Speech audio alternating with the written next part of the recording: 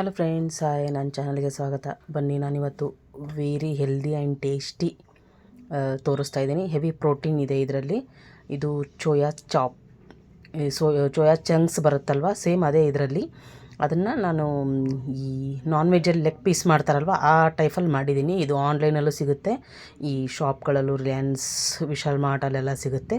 ಹೇಗೆ ಮಾಡೋದು ಅಂತ ಬನ್ನಿ ನಾನು ತೋರಿಸ್ತೀನಿ. ನೋಡಿ, ಒಂದು ಬಟ್ಲು ಮೊಸರು ತೊಗೊಂಡಿದ್ದೀನಿ ನಾನು, ಯಾಕಂದರೆ ಅದಕ್ಕೆ ಮಸಾಲ ರೆಡಿ ಮಾಡಬೇಕು, ಮ್ಯಾರಿನೇಟ್ ಮಾಡಬೇಕು. ಅದಕ್ಕೋಸ್ಕರ ನೀವು ಯಾವ ಅಳತೆಗೆ ತೊಗೊತೀರೋ ಅದಕ್ಕೆ ಇದು ಮಾಡ್ಕೊಳ್ಳಿ. ನೋಡಿ, ಉಪ್ಪು ಹಾಕೋತಾ ಇದ್ದೀನಿ. ಸ್ವಲ್ಪನೇ ಹಾಕ್ಕೊಳ್ಳಿ ಉಪ್ಪು, ರುಚಿಗೆ ತಕ್ಕಷ್ಟು. ಆಮೇಲೆ ಖಾರಕ್ಕೆ ಇದು ಎಷ್ಟು ಖಾರಕ್ಕೆ ಬೇಕೋ ಅಷ್ಟು ಈ ಖಾರಕ್ಕೆ ಹಾಕ್ಕೊಳ್ಳಿ. ಅರಿಶಿನ ಪುಡಿ ಸ್ವಲ್ಪನೇ, ಅದು ಸ್ವಲ್ಪನೇ, ಜಾಸ್ತಿ ಏನು ಬೇಕಿಲ್ಲ.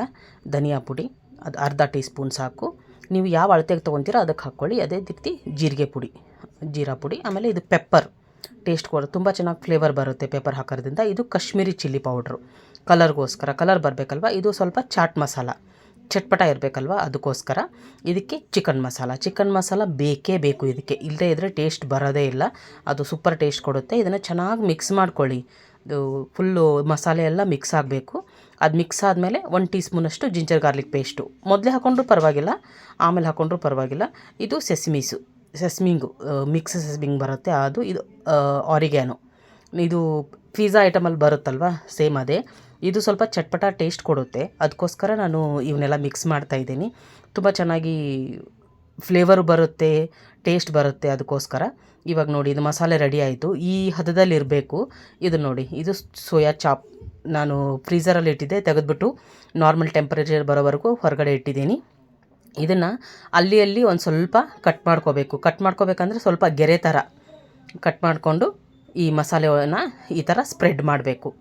ಅದರಲ್ಲೇ ಅದ್ದಿ ತೆಗೆದ್ರೆ ಆಗುತ್ತೆ, ಆದರೆ ಅಷ್ಟೊಂದು ತೆಳ್ಳಗೆ ಮಸಾಲೆ ಬೇಡ.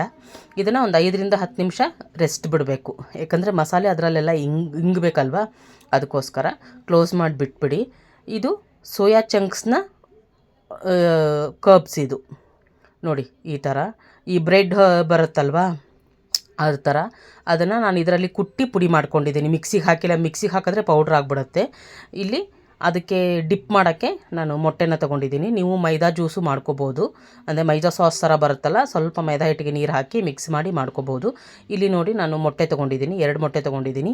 ಅದು ಸ್ವಲ್ಪ ಟೇಸ್ಟ್ ಇನ್ನೂ ಚೆನ್ನಾಗಿ ಬರುತ್ತೆ ಅನ್ನೋದಕ್ಕೋಸ್ಕರ ಅಷ್ಟೇ, ಬೇರೆ ಏನಿಲ್ಲ. ನೀವು ಮೊಟ್ಟೆ ಬೇಡ ಅಂದರೆ ಸ್ಕಿಪ್ ಮಾಡಿ ಮೈದಾ ಸಾಸ್ ಮಾಡ್ಕೋಬೋದು. ಅದಕ್ಕೊಂದು ಸ್ವಲ್ಪ ಚಿಲ್ಲಿ ಫ್ಲೇಕ್ಸ್ ಹಾಕಿದ್ದೀನಿ, ಒಂದು ಚೂರು ಉಪ್ಪು ಹಾಕ್ಕೊಂಡಿದ್ದೀನಿ ಟೇಸ್ಟ್ಗೋಸ್ಕರ, ಚೆನ್ನಾಗಿ ಟೇಸ್ಟ್ ಬರಲಿ ಅಂತ. ಅದನ್ನು ಚೆನ್ನಾಗಿ ಮಿಕ್ಸ್ ಮಾಡಿ ಸೈಡಲ್ಲಿಡಿ. ಇವಾಗಿದು ಮಿಕ್ಸ್ ಮಾಡಿಬಿಡಿ ಅಷ್ಟೇ. ಇದು 10 ನಿಮಿಷ ರೆಸ್ಟ್ ಬಿಟ್ಟಿರೋದು. ನೋಡಿ, ಚೆನ್ನಾಗಿ ಹೋಗಿರುತ್ತೆ, ಹೀರ್ಕೊಂಡಿರುತ್ತೆ ಮಸಾಲೆ ಎಲ್ಲ. ಸ್ವಲ್ಪ ಹೊತ್ತು ಬಿಡಲೇಬೇಕು ಇದನ್ನು, ತಕ್ಷಣ ಮಾಡೋಕ್ಕಾಗಲ್ಲ. ಚೆನ್ನಾಗಿ ನೋಡಿ, ಈ ಥರ ಕಲಿಸಿಟ್ಬಿಟ್ರೆ ಚೆನ್ನಾಗಿ ಬರುತ್ತೆ. ಇಲ್ಲಿ ಎಗ್ದು ನಾನು ರೆಡಿ ಮಾಡ್ಕೊಂಡಿದ್ದೆ ಮಸಾಲೆನ ಡಿಪ್ ಮಾಡೋಕ್ಕೆ, ಆ ಥರ ಡಿಪ್ ಮಾಡ್ತಾಯಿದ್ದೀನಿ ಎಗ್ಗೊಳಗೆ. ಈ ಥರ ಡಿಪ್ ಮಾಡಿಬಿಟ್ಟು, ಇದು ಸೋಯಾ ಕ್ರಮ್ಸ್ ಬರುತ್ತಲ್ವ, ಅದರಲ್ಲಿ ಡಿಪ್ ಮಾಡ್ತಾಯಿದ್ದೀನಿ. ಇದನ್ನು ನಾನು ಬ್ರೆಡ್ ಕ್ರಮ್ಸಲ್ಲೂ ಮಾಡಿದ್ದೀನಿ, ಸೋಯಾ ಕ್ರಮ್ಸಲ್ಲೂ ಮಾಡಿದ್ದೀನಿ. ನಿಮ್ಗೆ ಯಾವ್ದು ಇಷ್ಟನೋ ಅದು ಮಾಡ್ಕೊಳ್ಳಿ. ಇದನ್ನು ಸೋಯಾ ಚಂಕ್ಸ್ ತಂದುಬಿಟ್ಟು ಪುಡಿ ಮಾಡ್ಕೊಂಡಿದ್ದೀನಿ. ಮಿಕ್ಸಿಗೆ ಹಾಕ್ಕೋಬೇಡಿ ದಯವಿಟ್ಟು, ತುಂಬ ಹಿಟ್ಟಾಗ್ಬಿಡುತ್ತೆ. ನಾನು ಆವಾಗಲೇ ತೋರಿಸಿದ್ನಲ್ಲ, ಅದರಲ್ಲಿ ಕುಟ್ಟೆ ಮಾಡ್ಕೊಳ್ಳಿ. ಚೆನ್ನಾಗಿ ಎಲ್ಲ ಕಡೆಯೂ ಇದು ಅಂಟ್ಕೋಬೇಕು, ಆ ಥರ ಆಗಬೇಕು. ನೋಡಿ, ಈ ಥರ ಅದನ್ನು ಅಂಟಿಸ್ಬಿಟ್ಟು ನೀವು ತಕ್ಷಣ ಎಣ್ಣೆಗೆ ಫ್ರೈ ಮಾಡೋಕ್ಕಾಗಲ್ಲ, ಸ್ವಲ್ಪ ಹೊತ್ತು ಇಡಬೇಕಾಗತ್ತೆ. ನೋಡಿ, ಇದು ಬ್ರೆಡ್ ಕ್ರಮ್ಸಲ್ಲಿ ಮಾಡ್ತಾಯಿರೋದು.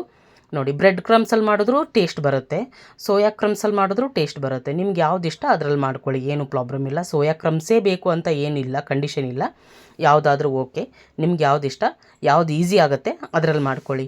ಯಾವುದಾದ್ರೂ ಸರಿ. ಮಾಡಿದ್ಮೇಲೆ ಒಂದು 5 ನಿಮಿಷನಾದರೂ ಇದನ್ನು ಬಿಡಬೇಕು, ಅದು ಸ್ವಲ್ಪ ಚೆನ್ನಾಗಿ ಅದಕ್ಕೆ ಅಂಟ್ಕೋಬೇಕು. ನೋಡಿ, ನಾನು 2ರಲ್ಲೂ ಮಾಡಿದ್ದೀನಿ. 4 ಸೋಯಾ ಕ್ರಮ್ಸಲ್ಲಿ ಮಾಡಿದ್ದೀನಿ, 3 ಬ್ರೆಡ್ ಕ್ರಮ್ಸಲ್ಲಿ ಮಾಡಿದ್ದೀನಿ. 2 ಥರನೂ ಮಾಡಿದ್ದೀನಿ. ಚೆನ್ನಾಗಿ ಬರುತ್ತೆ ಟೇಸ್ಟು ಅಂತ. ಯಾವ ಥರ ಟೇಸ್ಟ್ ಯಾವುದು ಚೆನ್ನಾಗಿರುತ್ತೆ ಅಂತ ಚೆಕ್ ಮಾಡೋಣ ಅಂತ ಎಣ್ಣೆನ ನಾನು ಬಾಣಲಿಗೆ ಹಾಕಿ ಬಿಸಿ ಮಾಡೋಕ್ಕೆ ಇಟ್ಟಿದ್ದೀನಿ. ಇದು ಚೆನ್ನಾಗಿ ಬಿಸಿಯಾಗಿದೆ.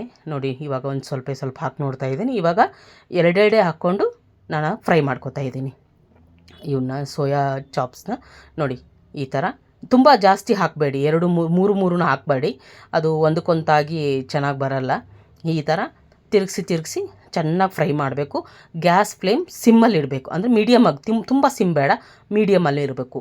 ಫುಲ್ಲು ನೋಡಿ, ಈ ಥರ ಫ್ರೈ ಆಗಬೇಕು, ಕಲರ್ ಚೇಂಜ್ ಆಗೋವರೆಗೂ. ಸೀದೋಗಬಾರ್ದು, ಇವಾಗಲೇ ಹೇಳಿದ್ದೀನಿ, ಟೇಸ್ಟ್ ಚೆನ್ನಾಗಿ ಬರಲ್ಲ. ಈ ಥರ ಬಂದಮೇಲೆ ಅದನ್ನು ಒಂದು ಪ್ಲೇಟಿಗೆ ಸರ್ವ್ ಮಾಡ್ಕೊಳ್ಳಿ. ಬೇರೆ ಒಂದು ಪ್ಲೇಟಿಗೆ ಹಾಕ್ಕೊಂಡು ಅದ್ರ ಜೊತೆಗೆ ಕೆಚಪ್ಪು ಇಲ್ಲಾಂದರೆ ಪುದೀನ ಚಟ್ನಿ ಯಾವುದ್ರ ಜೊತೆಗಾದರೂ ನೀವು ಸಾಯಂಕಾಲ ಸ್ನ್ಯಾಕ್ಸ್ ಅಂತ ತಿನ್ಬೋದು. ಮಕ್ಕಳಿಗೆ ಇಷ್ಟ ಆಗುತ್ತೆ, ತುಂಬ ಪ್ರೋಟೀನ್ ಇರುತ್ತೆ. ನಿಮಗೆ ವಿಡಿಯೋ ಇಷ್ಟ ಆಯಿತು ಅಂದ್ಕೊಂಡಿನಿ. ಇಷ್ಟ ಆದರೆ ಲೈಕ್ ಮಾಡಿ, ಸಬ್ಸ್ಕ್ರೈಬ್ ಮಾಡಿ, ಶೇರ್ ಮಾಡಿ. ಇದೇ ಥರ ನನಗೆ ಸಪೋರ್ಟ್ ಮಾಡ್ತಾಯಿರಿ. ಮತ್ತೆ ಬರ್ತಾಯಿದ್ದೀನಿ. Okay, bye, thank you.